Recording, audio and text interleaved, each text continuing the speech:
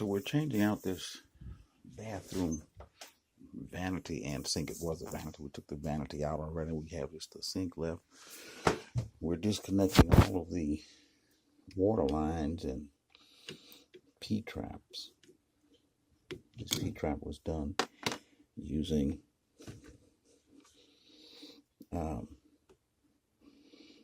this is the hose for a vehicle, but no problem.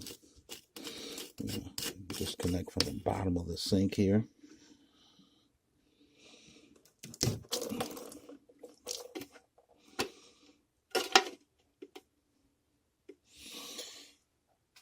Let's get to the next step. Yeah, now we got the sink removed. So we'll clean out all this area and start putting in the vanity. Okay, so we've cleaned out the work area. I'll scrub that wall down a little bit. Made ourselves some room.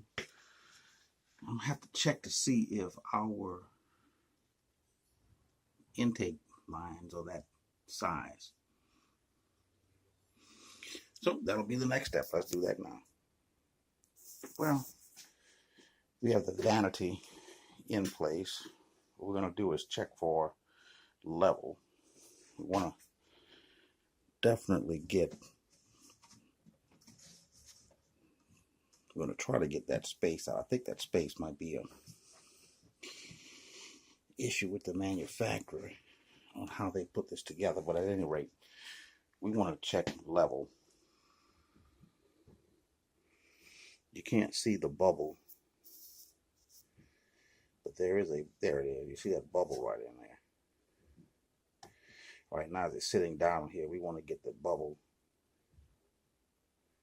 to move that way, which means that we're going to have to lift this up. See how it just moved. That's where we want to screw it in, man. Alright, so we'll stop here for a second and screw that. Okay, so now we have it in and it is level. We check level at the top.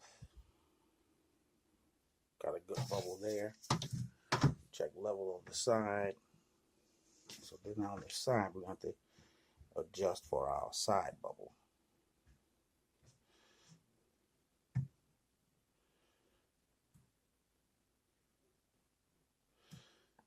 Alright, so to get the side bubble, alright, let's adjust up for that.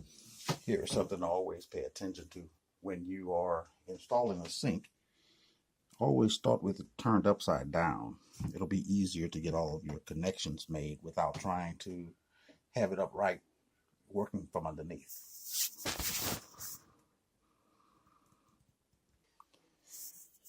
Once you have the faucet in, I'm going to pay attention then to your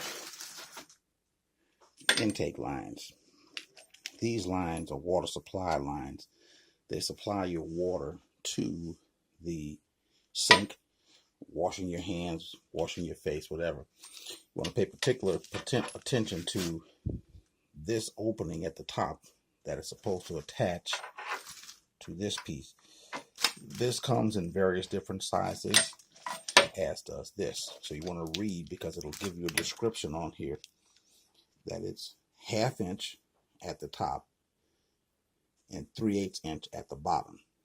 So this thing goes from 1/2 inch to 3/8 inch. And you can ask for that kind of intake line, supply line, 1/2 inch to 3/8. Sometimes these things go 1/2 inch to 1/2 inch, or larger or smaller.